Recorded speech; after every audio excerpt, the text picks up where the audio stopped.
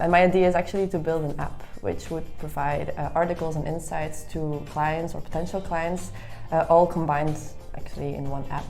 And this way it would make them easier to spot business opportunities and to contact EY. So my idea is more about the internal process, that we get to know what other people are doing, and Sarah focused more on the external view, whereas I focused more on the internal view. And now we are looking into the next steps, potentially to combine the ideas.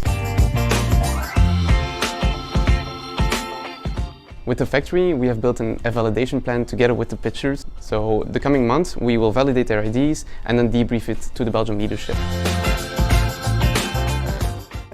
We're also backed by Kiran Desai.